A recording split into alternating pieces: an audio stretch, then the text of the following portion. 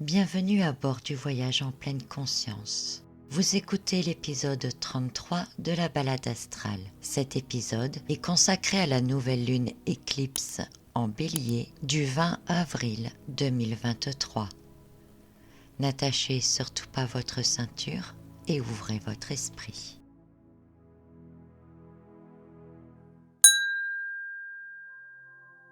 Exceptionnellement, en 2023, nous allons vivre un deuxième cycle lunaire en Bélier. La première nouvelle lune en Bélier annonçait une nouvelle année lunaire en lien avec le renouveau, les renaissances. Et elle était d'autant plus significative qu'elle se produisait sur le degré zéro du Bélier, le début du tout début. Cette deuxième lune en Bélier du 20 avril 2023 se produit quant à elle sur le tout dernier degré du signe du Bélier. Et elle est d'autant plus importante qu'elle ouvre le bal des éclipses solaires de l'année. Une première éclipse solaire dans le premier signe de la roue astrologique. Cela ne s'était pas produit depuis presque une décennie. C'est donc un événement cosmique puissant dont nous ressentons déjà les effets en amont et qui se fera ressentir pendant toute la durée des éclipses à venir.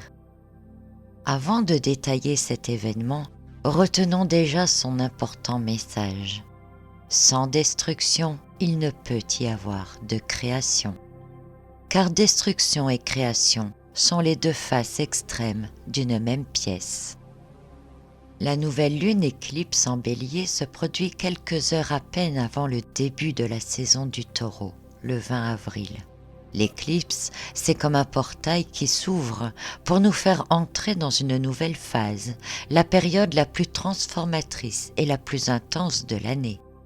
Les éclipses solaires sont captivantes. Depuis la nuit des temps, elles fascinent les humains.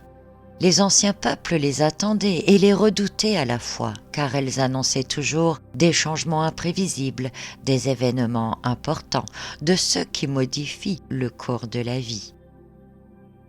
Et si les nouvelles lunes marquent le début d'un cycle lunaire nouveau, permettant de passer à autre chose, les nouvelles lunes éclipses solaires, elles, nous incitent à abandonner le passé pour écrire une toute autre histoire. Alors, pendant des siècles, les éclipses solaires étaient considérées comme un signe avant-coureur que quelque chose d'important était sur le point de se produire. Des événements marquants, entraînant des tournants importants dans les cycles en cours. Mais des événements imprévisibles et souvent de grande ampleur. Et si l'éclipse solaire est d'autant plus la première éclipse de l'année est un signe avant-coureur de changements et d'événements imprévisibles, le fait qu'elle se produise dans le signe de feu du Bélier, sauvage, conquérant, combatif, est encore plus significatif. Mais qu'est-ce exactement qu'une éclipse solaire ? Lorsque la Lune passe entre le Soleil et la Terre et que tous deux sont alignés, se produit ce que l'on appelle la nouvelle Lune. Mais lorsque cet alignement est très serré avec les nœuds lunaires, alors la Lune obscurcit temporairement la lumière du Soleil, l'empêchant d'atteindre la Terre, créant une éclipse. L'alignement Lune-Soleil qui se produit sur le tout dernier degré du signe du Bélier sera donc très proche du nœud nord actuellement sur le degré 4 du Taureau. Le nœud nord représente le chemin collectif de l'évolution, un chemin inconnu à découvrir, un chemin qui doit nous entraîner vers la croissance. Un chemin activé et ouvert au moment de l'éclipse sur ce nœud nord, comme une porte grande ouverte. Et nous sommes donc invités à entrer dans ce portail, à aller vers l'inconnu, partir explorer de nouvelles voies, adopter d'autres modes de vie et aller nous aligner avec les nouvelles valeurs que nous avons pu développer ces derniers mois. Ces valeurs qui résonnent en nous comme des évidences et qui sont liées à nos objectifs. Ce nœud lunaire nord karmique, chemin de destinée, se trouve dans le signe du Taureau, il est activé par l'éclipse et il marque un nouveau départ pour chacun de nous, mais aussi pour l'humanité. Et parce qu'il est en Taureau, nous entrons dans un chemin qui doit nous rappeler l'importance du moment présent, l'importance de la vie et de l'incarnation. Parce que nous oublions ou avons oublié que nous devons nous connecter à nos sens, que nous sommes liés et reliés les uns aux autres et à la nature. Parce que nous ne profitons pas assez de la vie, parce que nous nous compliquons la vie au lieu de la simplifier, parce que nous perdons confiance, parce que nous défendons des intérêts au lieu de défendre et préserver la vie. Parce que nous polluons notre environnement, parce que nous transformons nos corps en le nourrissant mal ou en n'y prêtant pas attention.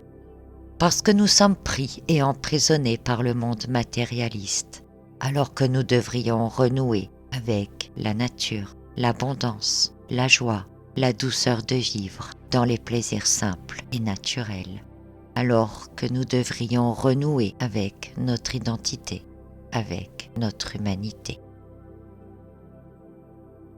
Comme je le disais, si les nouvelles lunes marquent des cycles de renouveau, les éclipses, elles, apportent une puissante rénovation. Et en Bélier, premier signe du zodiaque, pour la première éclipse de l'année, il faut voir dans l'idée de renouveau et de rénovation une énergie de feu extrêmement puissante de renouvellement. Et la rénovation n'est plus simple rénovation, mais régénération grâce à la purification simultanée du feu. Nous pouvons être fortement inspirés pour recommencer et repenser notre réalité. Et pour aller plus loin, rappelons qu'il s'agit d'une deuxième nouvelle lune en Bélier comme une seconde chance, la première ayant eu lieu sur le degré 0, donc dans le tout premier degré du Bélier, et que celle-ci se produit sur le tout dernier degré du Bélier. Le dernier degré d'un signe astrologique est un indicateur de fermeture avant l'ouverture du signe suivant. Il est alors synonyme d'achèvement et correspond à des situations urgentes ou extrêmes provoquant un point de rupture dans le cycle existant avant d'en démarrer un nouveau. C'est donc un temps d'ajustement critique que nous traversons. Avec un cycle lunaire sur le dernier degré du Bélier en lien avec la première éclipse de l'année, marquant une conjonction avec le nœud nord donc, nous devons nous attendre à des événements, à des situations ou à des sentiments puissants, déclenchant les notions d'urgence intérieure dans les semaines à venir. À un niveau personnel, c'est le moment d'entrer dans ce portail, de nous purifier et d'aller vers l'inconnu, d'embrasser tout ce que la vie a à nous offrir et que pris dans la frénésie, nous ne voyons plus comme quelque chose d'évident. C'est le moment pour tout laisser derrière soi, pour intégrer totalement toutes les leçons apprises et prendre un tout autre départ. Dans le workbook de la saison du Bélier, je vous ai invité à réaliser un premier travail d'approche avec l'énergie d'Éris.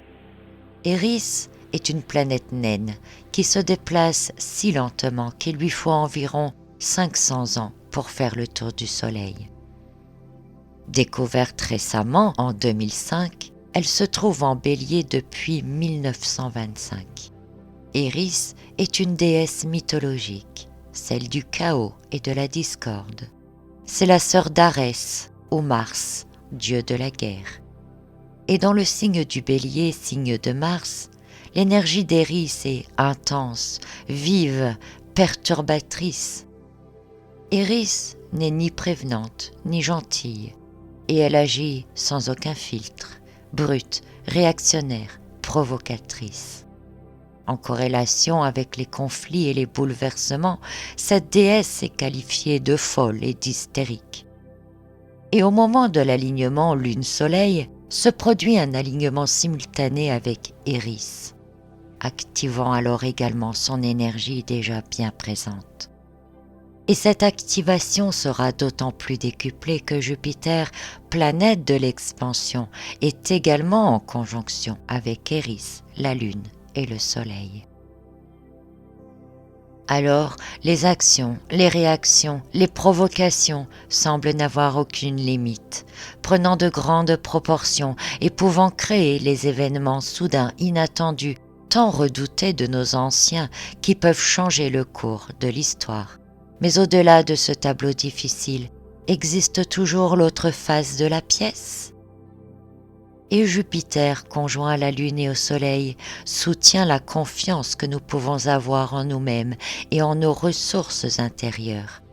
Il rehausse la foi que nous pouvons avoir dans le but des expériences que nous vivons. Jupiter nous inspire et nous pousse vers une attitude audacieuse et visionnaire. Il nous encourage justement à faire le saut dans le portail qu'ouvre l'éclipse vers l'inconnu. Et Eris aussi possède forcément une autre face. Tellement diabolisée, tellement redoutée à cause des provocations ou des conflits qu'elle crée, nous ne voyons plus cette autre face. Et dans cet épisode de podcast, je viens réveiller dans votre conscience que son pouvoir destructeur n'a qu'un but, la création. L'activation d'Eris et son amplification par Jupiter, juste au moment de l'ouverture du portail vers la régénération par l'éclipse lunaire en Bélier, annonce le démarrage d'un cycle extrêmement nouveau et puissant. Je dirais presque une occasion en or de refaire le monde. Et nous ne devons pas en avoir peur si nous gardons à l'esprit que le chaos et les conflits, si difficiles soient-ils, ont ici un potentiel énorme de générer en parallèle des opportunités de croissance, de transformation, de libération. Rappelons que le but est celui du nord, renouer avec notre nature profonde. Dans le workbook de la saison du Bélier, je vous ai également invité à démarrer un travail avec l'énergie de Vesta. Vesta, qui de plus en plus est associée au signe de la Vierge en astrologie, pour sa dévotion, son engagement, son service. Elle est liée à la maison et au foyer, d'autant plus qu'elle se situe dans le signe du Taureau. L'intégrité spirituelle de Vesta est un alignement sur les véritables valeurs et la conscience, la pleine conscience du caractère sacré du chemin que nous parcourons. Au moment de l'éclipse, Vesta est en conjonction avec le nœud nord en Taureau qui, comme nous l'avons vu, actionne le chemin de notre destinée d'un point de vue karmique.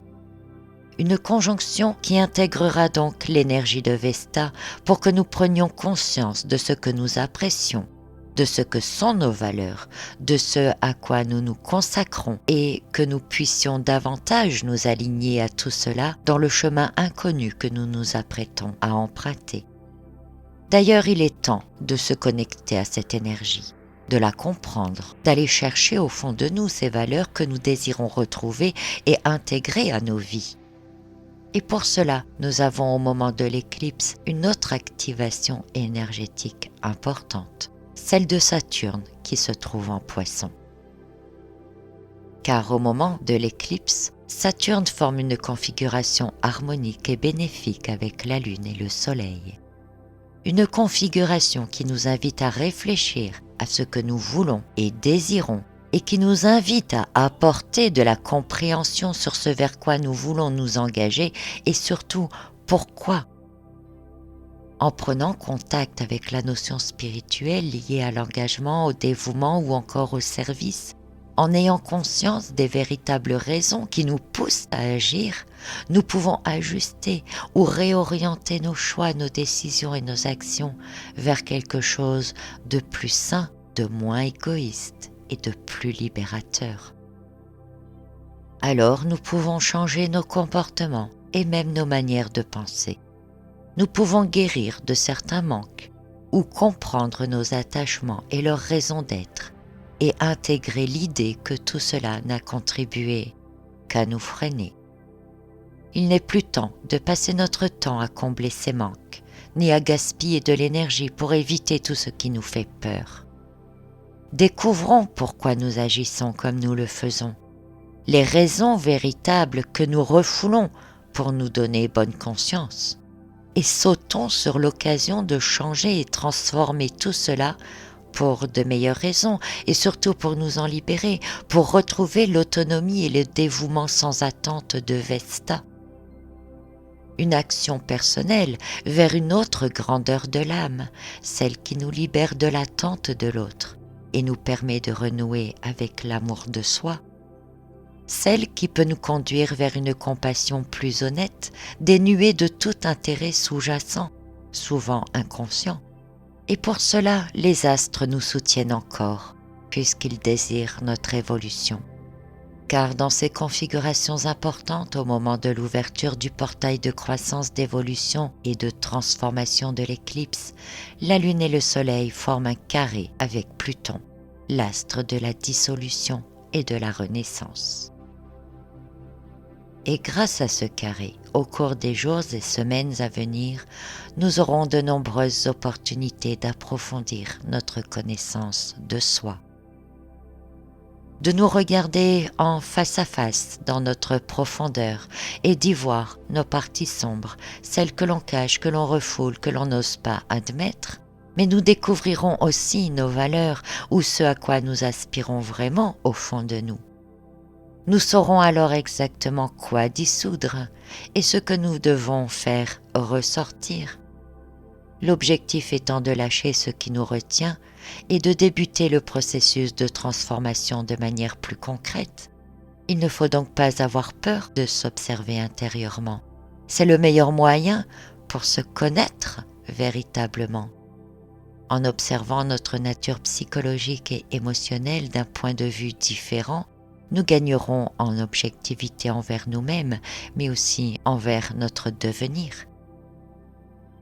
Évidemment, nous devons avoir conscience également que ce carré produit une forme de tension.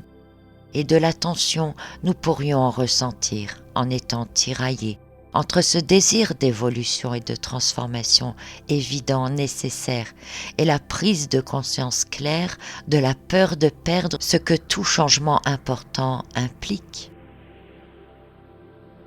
Alors, sans le chaos et la destruction d'Eris et les prises de conscience de Pluton, rien ne pousserait ou ne pourrait prendre forme. Car sans chaos, il ne peut y avoir de création, simplement parce qu'il n'y aurait pas de place. Ce sont des cendres du chaos que tout peut renaître autrement, différent. Et avec l'éclipse solaire de la nouvelle lune en Bélier, nous sommes propulsés dans une grosse période de transition de notre vie dans laquelle lâcher l'ancien s'impose comme une évidence ou une obligation. Résister serait souffrant. Sauter dans l'inconnu avec foi et confiance grâce à Jupiter pourrait être prometteur et évolutif, mais entraîne aussi dans une période de sentiment d'insécurité. Nous sommes accompagnés d'une puissante énergie d'initiation, une initiation qui durera toute la période des éclipses et qui aura des répercussions de grandes transformations pour l'avenir. De manière consciente et de manière spirituelle, ne prenons pas tout événement soudain comme fatalité, mais connectons-nous plutôt à ce que nous désirons vraiment créer. Quel monde aimerions-nous voir naître du chaos ? Qu'est-ce que nous voulons à présent intégrer dans nos vies, que ce soit de manière individuelle ou collective ? Et en prenant le temps dès maintenant de réfléchir à tout cela, au lieu de souffrir des situations et des événements, de vivre dans la peur et les regrets sur lesquels nous n'avons aucune prise, nous pourrions gagner du temps en ayant déjà des actions dans le sens de ce que nous voulons. Alors, laissons tomber ce qui a fait son chemin jusque maintenant. Lâchons ce sur quoi nous n'avons aucun contrôle. Ouvrons-nous en conscience à l'avenir en créant de l'espace pour ce qui est censé surgir et s'épanouir. Nous pouvons le faire. Nous pouvons le faire puisque nous entrons dans une période de changement imprévisible, d'événements inattendus et de grands tournants, réels, concrets et énergétiques. Et ne restons pas stupéfaits, mais soyons réactifs, puisque nous savons à présent que la destruction est inévitable et qu'elle l'est pour laisser place à la création. Alors en pleine conscience, prenons de l'avance et commençons à semer les graines de la future création.